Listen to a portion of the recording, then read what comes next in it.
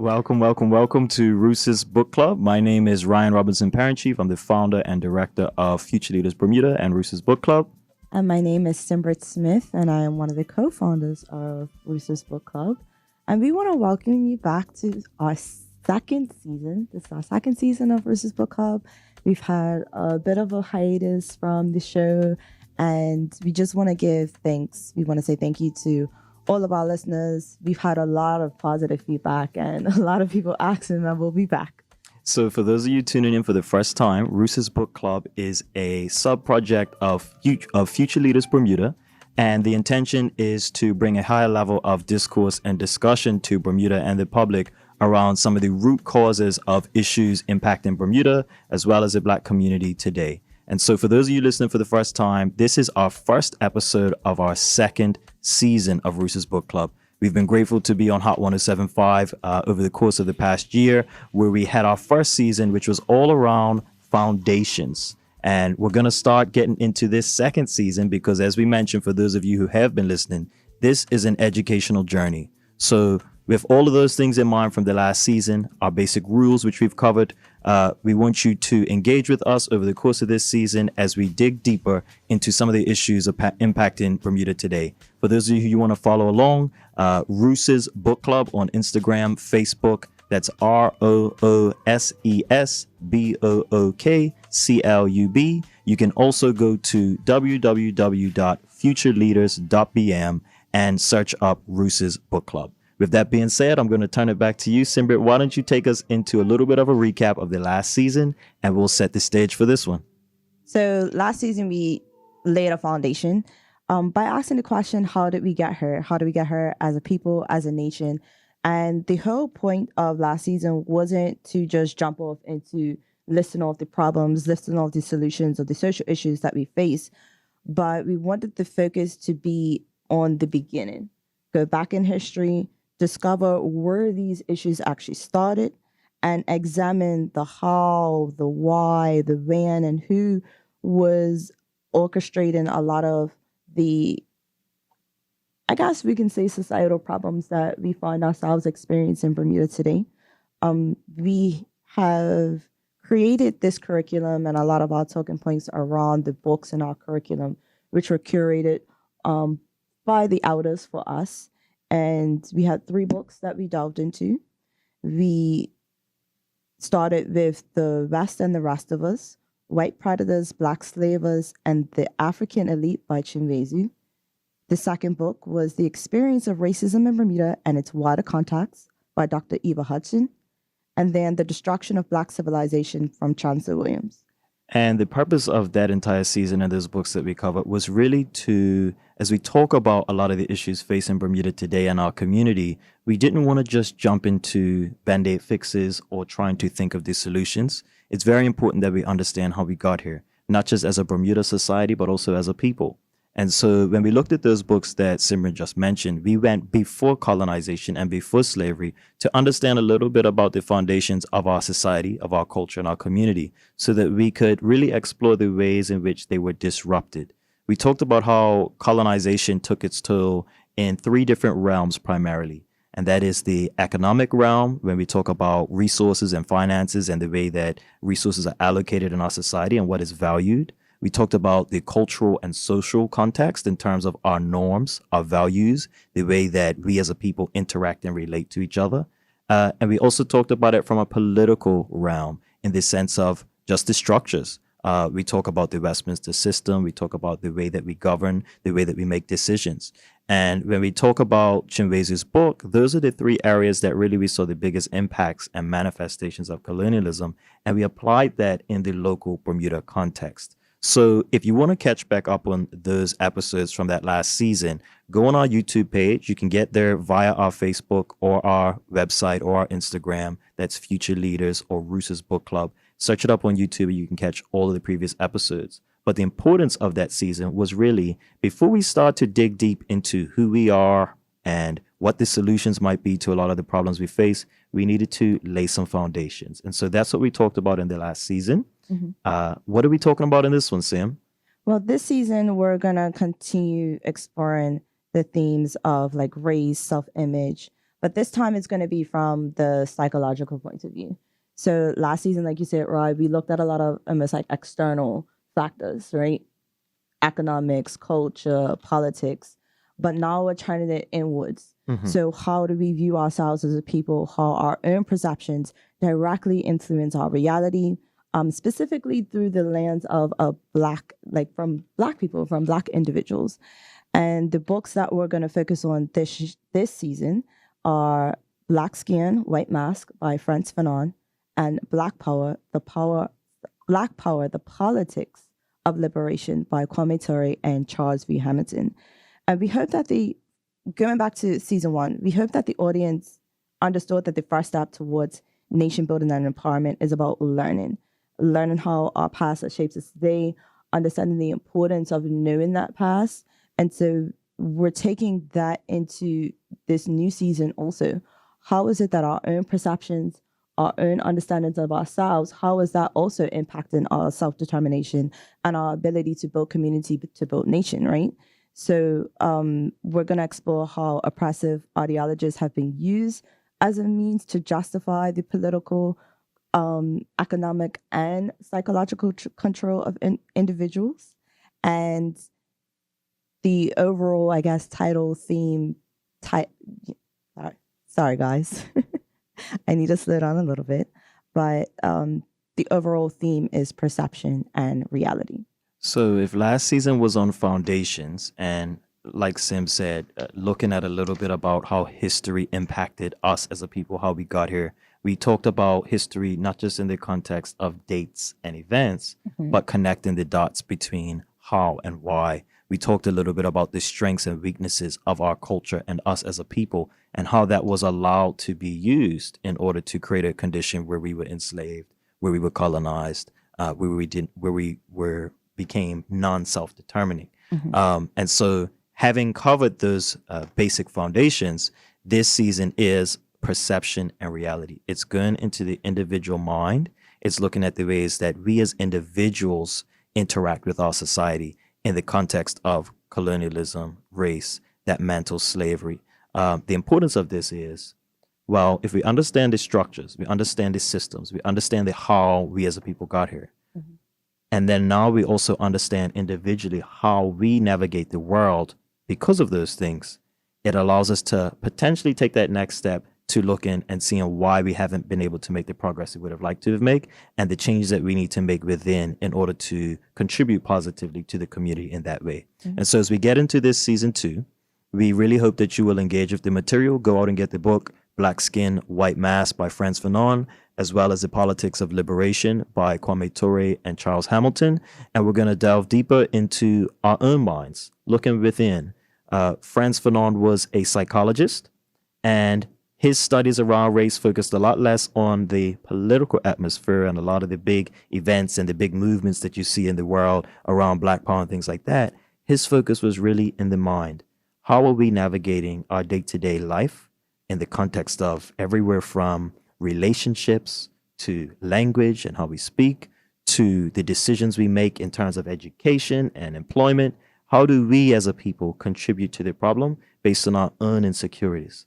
And so with that being said, I'm going to turn back to you, Sam. Why don't you give a bit of an intro into Frantz Fanon and the book, and then we can start to maybe dive into some of the first initial points. So like Roy said, Black Skin, White Mask is a psychological study. And what was interesting about this book in particular is this was a study he conducted in his own homeland of Martinique, where he observed, where he evaluated how behaviors and mentality of Black Martinicans were impacted directly by French colonialism. And he uses his psychiatric background, because that's what he started the mental school for.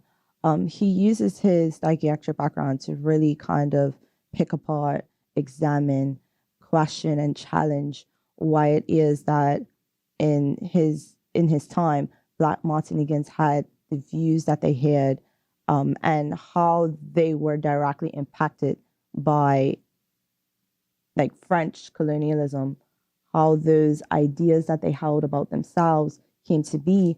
And like you said, right, how they impacted their everyday decision making.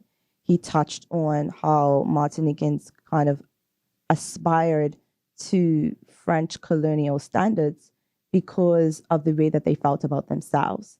And in order to alleviate the anxiety and all of the fear that they had within themselves, based on the standards that French colonialism had put in place, it really impacted them as a people. And a lot of their choices, a lot of their lifestyle came from wanting to alleviate this anxiety. It's really interesting to me to talk about psychoanalysis in the context of oppression and injustice, because when we look back at the era of independence movements, Black Power movements, racism, slavery, even when we look today, let's say in the era of Trump or authoritarianism, I think a lot of the focus is just on the news. You know, it's on the protests, the movement, the events, the power dynamics of politics and who's got the votes, right? And we kind of look at it from a level that is removed from the individual mind. You know, we kind of just look at it like we're observing it. And so what I really like about Frantz Fanon and his contribution to the movement and the culture is he switches it up. You know, instead of just looking at this as, you know, armies or militaries or, you know, revolutions, he really sat down with individual patients, individual persons, and looked at it not just in the context of, you know, say depression or cancer or something like that. He's looking at it from the context of how has the society made you view yourself? How has it made you view your culture? How does it affect your relationships? And so, you know, just as a little background about Frantz Fanon, he studied medicine and then specialized in psychiatry. So he was assigned to a hospital in Algeria during the war against the French and the colonial movement, and his experiences there led him to join the National Liberation Movement. And so he also went on to write The Wretched of the Earth, which I think is his most popular work. He never lived to see Algeria liberated, or Martinique for that matter. But his text, using psychoanalysis and psychological theory to explain the feelings of dependency and inadequacy that Black people experience in a white world, really have been used by all sorts of groups around the world to finally take a different approach. Because Frantz Fanon was not just a militant in the street, right? He was a scientist, and he studied the individual mind to see how have we contributed or been complacent in our own oppression because of our own fears about our own selves and our own people. And I think that's why I liked this book so much. This is my favorite book in our curriculum because it really challenges us to examine the why. Why are we doing the things that we do? And it's a different approach because, like you said, right, it's not militant because it really looks at like Black people as humans. I think it humanizes us in a way because what we're addressing is real human emotions, fear, anxiety, wanting to gain acceptance, wanting to be safe in a world that systemically is built on our oppression. And I really like the way that he analyzes and even writes his work because you really have to sit in what he is presenting. As we go into some of the themes and examples that he presents in his work, I think the first feeling that arises is a little bit of like resistance, right? Because he talks about language, he talks about relationships, he talks about education, which are things that in the Black community I feel like we have really leaned into a lot of the colonial standards that have been placed in front of us.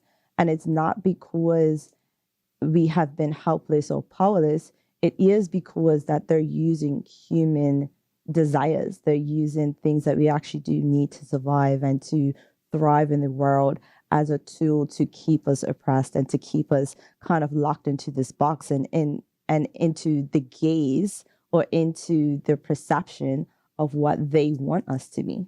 And it's a very good point, because what you're speaking to when you talk about things like relationships, how we interact in employment, how we interact in the workforce, education, these are very personal decisions. And you tied into that survival piece, right? Because when we talk about the psychology of what makes us do what we do as we navigate the world, a lot of it is around survival and what we feel we need to succeed as individuals in life. And there can be fears of judgment and guilt when we talk about why we've taken certain paths we've taken. And I think that's where this gets very personal, because we're no longer talking about armies or countries or political parties. We're talking about individual decisions. We're talking about decisions we make for our families. We're talking about where we travel, where we live, where we set our roots. We're talking about where we work. We're talking about how we speak to our friends versus our colleagues. And that can get very personal because we don't like to connect how our individual behaviors contribute to the greater whole, and how that others or stigmatizes some groups versus the other, how it makes some people feel perceived as threats to society or agitators versus those who are conformists. When we talk about even private versus public education, when we talk about those that speak with a Bermudian accent versus a more neutral one, when we talk about those who go into business versus more social service type places of employment, these are all very personal. And what I aim to do, what we aim to do here is not to judge, but to explain. And so we're using the works of Frantz Fanon, who is a qualified psychologist and psychiatrist, and his insights to bring out from us, to challenge us to look in the mirror and see how our decisions may have very well been shaped by the colonial mentality. Because we talk about that in a bigger context, like, oh, Bermuda, this colonial mentality, but we don't really break it down. And so that's what we're here to do, right? And I want to quote something you talked about, or you sent me a message earlier, and like I said, in the book, you kind of have to examine the why. And as we went through each point, the question in my head that I wanted to answer was like, okay, well, why is all of this important? Because these are personal decisions that you talked about. So if the decisions that I'm making for my life are attached to alleviating anxiety, alleviating unsafety, and I'm trying to gain these things, then why does it matter that I do or make the decisions that I do? And it's because our own insecurities, our lack of self-confidence, all of these things, right? It connects to self-determination, because if we don't have a full understanding of our own false limitations, then we are naturally going to impose those same doubts and those same limitations on other Black people, on our organizations, and our nation. And so what I really got from reading this book is how much our own identity, especially examining what it's rooted in, really does connect us to our greater communities. That the irony of self-discovery is that it needs to lead you to interconnectedness to other people and our own communities. And that is how we start this process of nation building. And with that being said, today's episode is called Subconscious Limitations. Because with that point you just made, Simbrit, it's all about how we as individuals and as a community, oftentimes we self-sabotage. And we self-sabotage because our own mistrust, our own insecurities, our own lack of confidence about ourselves gets projected onto others. And so when we see others out there that are doing things for the community, doing things for the movement, that are moving in a certain direction, a lot of times we don't disagree with them, We understand their passion and their motivations and why they're doing what they're doing, but we just have our own fears around whether that's their ability to succeed, whether how their perception is going to reflect on us, how it's going to affect the community, how it's going to impact resources or other things that we think are important for survival. And so we're really going to dig a bit deeper and look in the mirror. Why don't we talk about a few examples, and then we'll go to a break and we'll come back and we'll go a little bit more into some of the themes raised in the first part of Frantz Fanon's book, because this is a two-part conversation. So why don't we get into the meat of the discussion a little bit, and then we'll go to break in a few minutes. Okay. So the themes that we're going to cover include language, code switching, respectability politics, how others view us, how self-hate connects us to the decisions that we make in relationships, and then how the illusion of assimilation and mental liberation are really the key issues that we kind of have to be able to address, nitpick, pull apart, because at the end of the day, like we talked about, right, it's that self-determination really is connected to how we view ourselves. It starts with how we view ourselves. Mm-hmm. So go ahead. The first theme that we're gonna kind of delve into is the language, and we already touched on this in season 3. We discussed how a watered down accent challenges the way we're perceived and accepted in certain spaces. We talked about the pressure to code switch as a coping mechanism for both acceptance and safety in white dominated spaces. But what we didn't quite delve into as much as how language is used as a power tool, how it's used to reinforce colonial standards, how it's used to reinforce social hierarchy, and really what we're stripping when we, I guess, push our kids, especially like in an educational form, right? We push our kids to speak properly and to enunciate and to change the way we say certain things. What we're really doing is stripping our kids of their identity. Because what happens when nowhere in the world has has accents anymore? What happens when we go from this colorful cultural diversity into this unification of oneness, of everyone being the same, of everyone talking the same way, sounding the same way, and more importantly, who is the person that's setting that standard? So it just becomes neutral. Exactly. And you talk about it in the sense of language, but as Frantz Fanon delves into, it's not just language, right? So that's, I think, a very clear example. But there are others, right? When we talk about relationships, when we talk about education, when we talk about even systems of governance, right? But in this context, we're looking at the individual sense and just how we are shaped and formed as we grow. And the point that we're going to keep reiterating is the why. Like, why are we feeling the need to code switch, to water down our accents, to use language in this way as a tool, as a power tool? And it's because of, again, wanting the acceptance, wanting to be able to be, sometimes it's even wanting and needing to be able to be safe. Because, again, the perception, right? And we're going to go into how we're viewed. But I love how he talks about language as a certain syntax of possessing like this power, this ability to be able to shape the way people view us.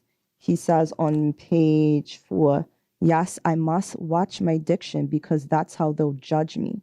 They say he can't even speak French properly. And I love how simple he put this, because that's language that we've heard as Bermudians growing up. Everyone has had that experience of standing in front of a classroom and, you know, the teacher or another student kind of laughing or pointing out how you say something. And we don't put language to a lot of the experiences that we have in these small micro moments, because, like you said, Roy, not only is it personal, but like I said, we don't use the language of like that's shame. That's what anxiety, that's where that fear kind of comes from. And that's what I want to get into, right? Because that's a really good example when you talk about things like the Bermudian accent. But you also mentioned the why. And I think what we miss if we stop there is, remember now what we said, listeners. This is about the subconscious. Because you talked a little bit about the why, Simrit, and the intent, right, to maybe be perceived in a certain way. But I think what's important to recognize is this is not always a conscious, intentional decision. There may very well be some that purposely talk proper, right, or neutralize their accent. In this example, we're talking about language. But there are many more who do it without thinking about it. There are many more who will correct someone else, not even knowing why they corrected them. I may have said the word perfectly correct, right? but I might have said it with a Bermudian accent, and I'm still being corrected, right? And I think that's what we have to think about, because there's a way to, in this example, speak English properly, but still have your Bermudian accent. And there are times when I've been corrected when the word I pronounced was perfectly correct, but with my Bermudian accent. And somebody was doing it. And when I asked them about why, I said the word, it's the way that it sounded. It didn't sound neutral enough, right? It didn't sound professional enough.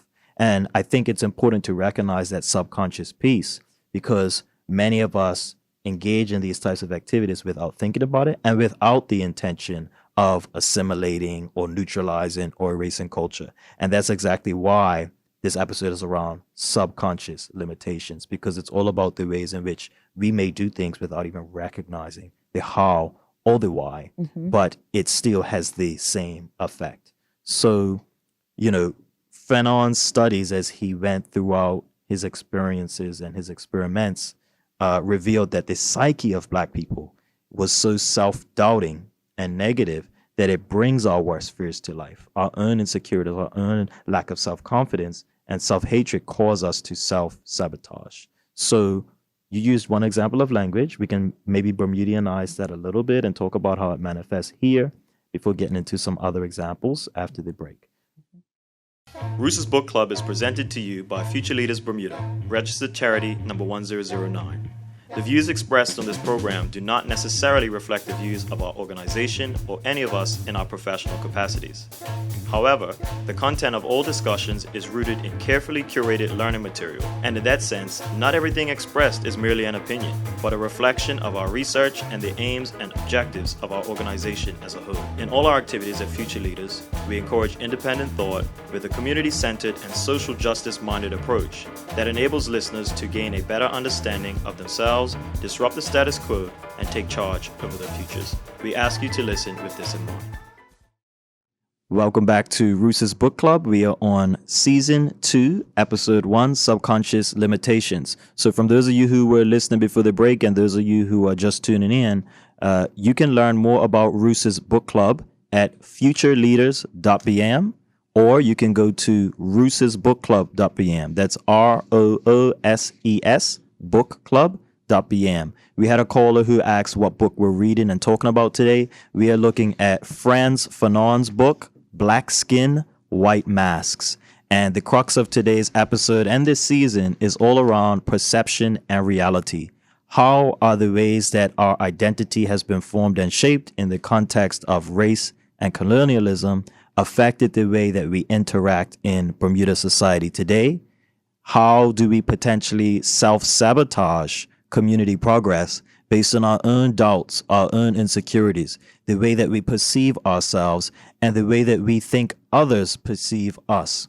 So a little bit before the break, we talked about things like language. We talked about the psychology of we Black people and how we interact with the world based on our own fears and limitations. And the key is it's all around the subconscious, the things that we do, the ways we interact that we don't even think about.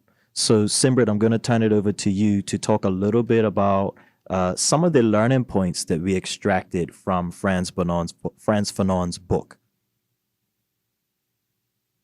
So, for us, as we went through the curriculum, last season, you guys would have heard us talk about how we spent like a lot of time really fleshing out the points that we wanted to extract from this book. And for the learning points with Black Skin and White Mask, we really wanted to delve into, again, kind of questioning and examining our own unconscious, like our own unconscious bias that we had within ourselves.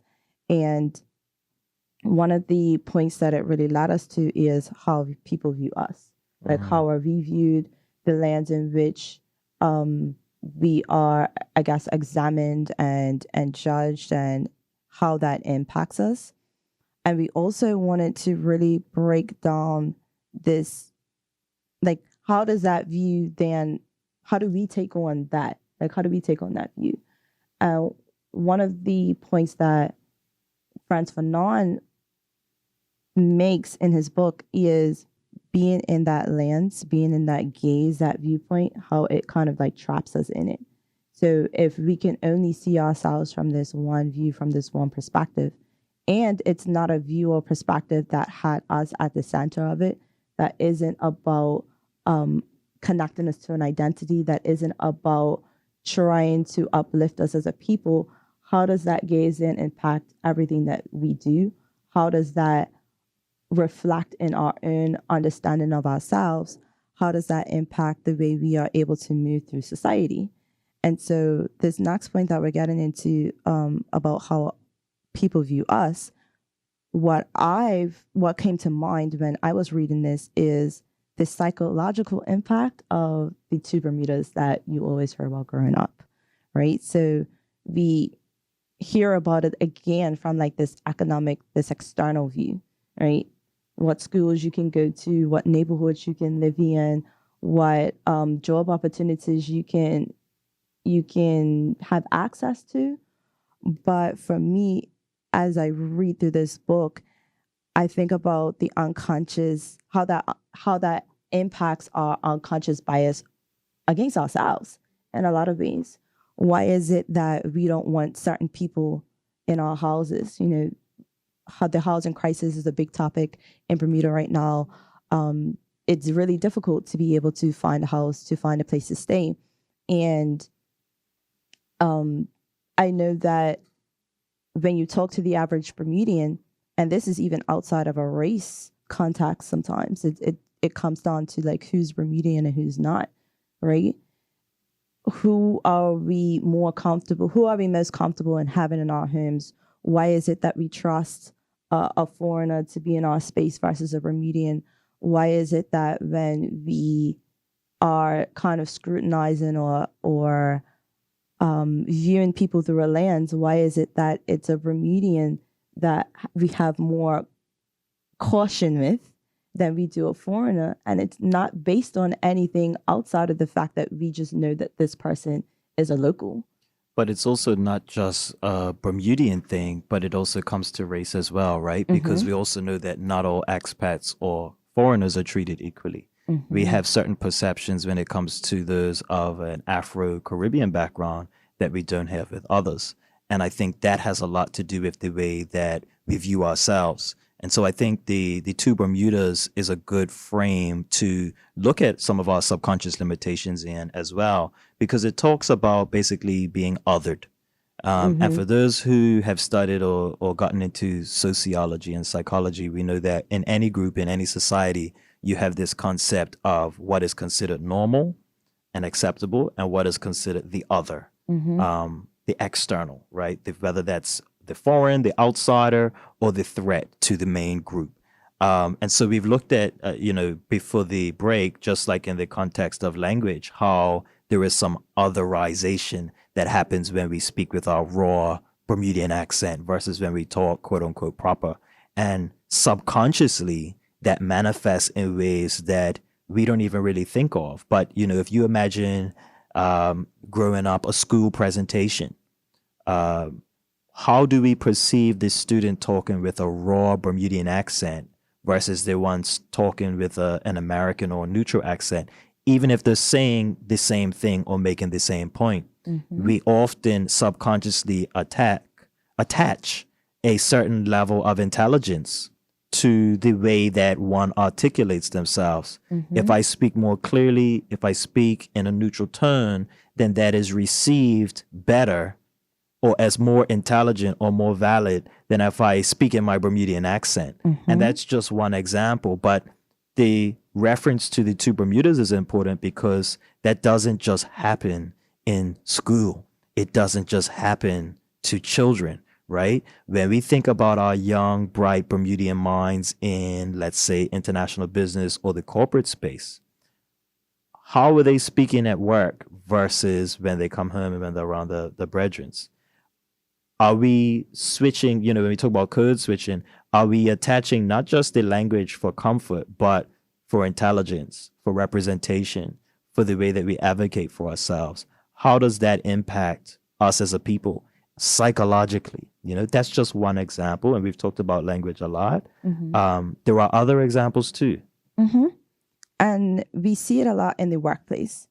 And when we talk about how this influences our power dynamic, we know that there's bias, right? So, in like a lot of Black Bermudians will face bias based on their cultural speech patterns. And it can affect things like your job opportunities, your ability to climb the ladder at work, even social mobility and what spaces you are accepted in. Because, like you said, Roy, a lot of it is attached to that belief that it's connected to intelligence. If you speak, like you said, more with a more Americanized or neutral accent, then there's this assumption that you are more intelligent if you try to assimilate, right? Mm-hmm. And another area that I feel like it comes up in is in the way that we even encourage our young Bermudians to choose careers. When you look at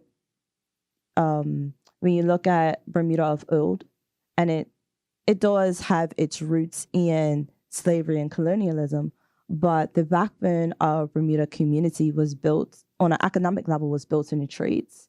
That's how Black Bermudians were able to build their homes, how they were able to obtain their land, how they were able to make a living that helps to put their families and their communities in better financial footing. But then you see this exodus of the trades and more blue collar jobs in the 90s and the early 2000s. And why is that? I see some calls coming in. We do see you. We're going to take some calls in a minute. I think we want to cover one or two more examples around subconscious limitations, and then we'll open up the lines. The number is 297-1075, and we'll take your calls in a few moments. But what we're talking about today is subconscious limitations, the ways that our own insecurities, our own fears of ourselves around identity, around Blackness, our own mistrust and our own lack of confidence causes us to self-sabotage when it comes to community progress. So we'll take some calls in a few minutes, but we do have one or two more examples that I think Simbrit wants to talk about in the context of the psychology of Black people. And like you said, right, it's that self-sabotage. Because when we think about, like I said, the traits, why would we step away from careers and economic backbone that literally helped us to physically, literally, and economically build our communities? Why step away? Because we felt that it was inferior. We were comparing working with our hands to working on a computer. And as a community, we decided that one was better than the other. And so we taught our children and we told them to stay away from the trades. And we closed the trade school. And we discouraged the idea of learning with a tactile manner as opposed to being book smart. And we've seen the effects of that because we know that everybody learns differently. We know that particularly our Black Bermudian males, it's still frowned upon. You know, it's seen as less than to be working with your hands. And there's good money to be made, which is an important point. But I think the more important point is psychologically what it does to us when we limit ourselves in that way. And that distancing, because that's really what it is, right? It's the distancing ourselves from systems that have worked for us. That distancing ourselves in order to, in for lack of a better way of putting it, to chase that white standard or that colonial standard, right? To be able to chase that has taken us away from so many of our identity, our cultural markers.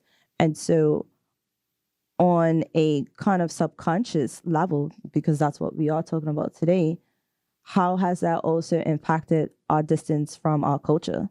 How we have kind of denied a lot of the African and cultural roots that Bermudian culture encompasses, right? The saying that really will grind my gears all the time is that Bermuda has no culture. Is it that Bermuda doesn't have any culture? Or is it because for these small markers, each time we've subconsciously imposed this self-hate, this self-sabotage, this like self-denial of who we are, it takes us further and further and further away from who we are fundamentally as a people. And where does that leave us in today? Because now we see this loss of culture. We see failures of economic pillars in international business. We see housing crisis. We see all of these things come to play, and it's because of this subconscious limitation that we've put on ourselves. It's all been diluted, and the Gumbe mask gets more and more vague and blurry. Good afternoon, caller. You on the air? Yes, I just want to get right to the point, and you can answer it afterwards, so you can comment on it afterwards. I'll tell you. As far as renters and all that there, that is the Bermudians' fault, I feel, because like when you rent a house to a Bermudian, damn, they don't clean it, something breaks, they don't try to fix it, they don't call you, they don't pay the rent. Then you try they're free at your break, they're free at your way outside the house instead of them getting a truck taken away, and they just leave everything messy, right? It's like they don't care because it's not theirs. I'm renting it to do what I like. Then comes the dog in the house. Another problem, right? That's one part. And far as the other part is working, it's because comedians like to stay on the little south end and talk and play games, go around the gossip. You ask them to sweep the floor, even though they didn't come to do that. Oh, honey, I don't live here. It's not my house. I'm not sweeping the floor. But they're getting paid by the hour. They don't notice that. But they ain't going to do a little extra. A little extra can get them promotion down the line or get them favoritism, but they don't see it that way. And if foreigner comes, you got to ask them. It's sweeping the floor. It's wiping the wall down where the mess is made. And that's the difference right there. And you can comment on that afterwards. Sure. Thank you very much for that, caller. So I think the caller raises a good point. Because when we talk about things like housing, right? Okay, so that example was one where we talk about the pushback to things like landlords and tenants. But even in that example, I think there are some points to be drawn out around subconscious limitations, right? Because let's take the caller's example as true in the context of, let's say, a local renting from another local who's not treating that property with respect, who's not showing dignity or ownership over that premises. I think that in and of itself is something that we can ask why. Why would we treat our own neighbor's property that way when we're renting, when we're a tenant? Why would we treat our own locals with such disrespect? And in the context of, let's say, a Black Bermudian, right? Do we find a difference between Black Bermudian tenants when the landlord is white or Black? Do we find a difference when we change up the dynamic in terms of class, in terms of race? I would suggest that there is probably a difference in the way that we treat and deal with each other when it comes down to racial dynamics. And that in and of itself speaks to some of the subconscious limitations, because what Frantz Fanon talks about when he's talking about these things is not just, what the white person's doing to us or, racism of white on Black. He's talking about how we treat each other and how we respect or disrespect each other. And a lot of that has to do with the level of ownership we take over our own community and the own neighbors that we're renting from or renting to. And to speak directly to the caller's point about where we are today as a society, the point that we also are making in the show is that we've landed here in this sort of like extreme societal decay because of all these issues that we have faced and we have had to deal with in the past, right? So like Rai said, Frantz Fanon is talking about how that self-hate, that that lack of confidence, how all of these things manifest. They manifest in this behavior. They manifest both in the treatment of ourselves and in the treatment of each other. And to kind of put on my work hat a little bit, all behavior has meaning. And so when we do show up with this lack of disregard for each other, where does that come from? Where did it start? Why is it there? And so we're challenging ourselves and all of our listeners to really go deeper. Because, even in that example, Black Bermudians have rented from other Black Bermudians for decades, right? Mm-hmm. This concept now of completely trashing the property, not paying rent, this is not a long-standing thing. This is a fairly recent in our history thing, because I remember growing up, every family, the wealthier Black families, they had the homesteads, they rented to cousins, nephews, nieces, neighbors from down the way, and it was a respectful exchange. So we can't just chalk it down to, well, Black Bermudians not getting along, or it's a Black thing. We have to look at, well, how did we get to this point? And what you just mentioned, Simbrit, is we've reached a point now in our community and society where many of us and our people have lost our sense of dignity. We've lost our sense of self-respect. We don't even respect ourselves or our own premises or our own place of residence, so that we can even begin to think about respecting the landlord, or paying our rent on time, right? Or treating one's property with care, even if it doesn't belong to us. And those are some of the limitations and self-sabotage that we come across, because we have become disconnected and we don't see each other as members of a community or a greater whole. We're going to see if there's anyone else calling in case there are some other points that we want to raise. The number is 297-1075. But in the meantime, why don't we talk a little bit about the illusion of assimilation, Sim, and what that means in the context of Frantz Fanon's book. And this kind of all ties it in together, right? Because as a human response, when you have these feelings of the fear and the anxiety and all of these things, those aren't feelings that we want to sit with.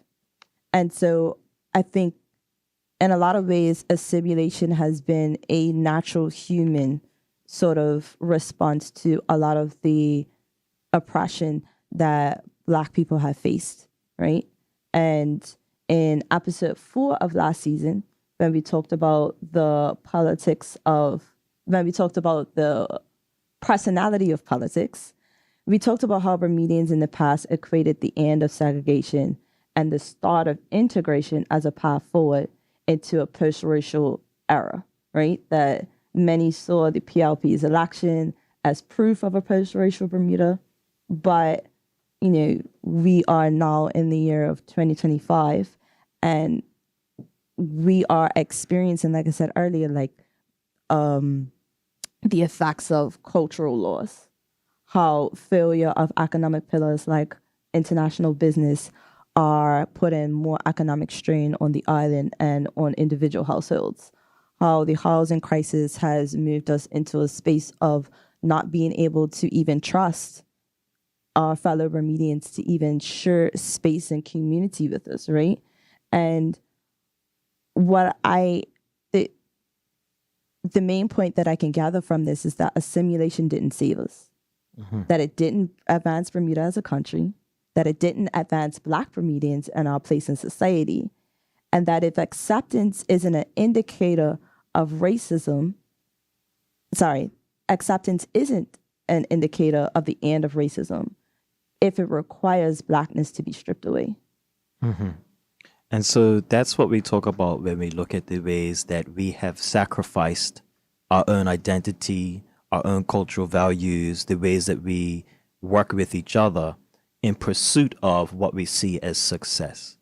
And we've covered a lot in this episode. This is just part 1 of a continuing conversation for this season, which is around perception and reality and some of our subconscious limitations. But I think if we were drawing it all together, the basic point that we're making is, through Frantz Fanon's examination of Black people in the context of oppression, what he found is that we have adopted and accepted many false narratives and viewpoints and perspectives, which have had the result of a lack of self-confidence. It has had the result of insecurity, fear, mistrust, not only of the world around us and other Black people, but also of ourselves, which then has created a scenario where we self-sabotage. Because when we see others living authentically, when we see others that are being free, when we see others that are advancing towards nation building or community or justice, we use our own fears and we project that.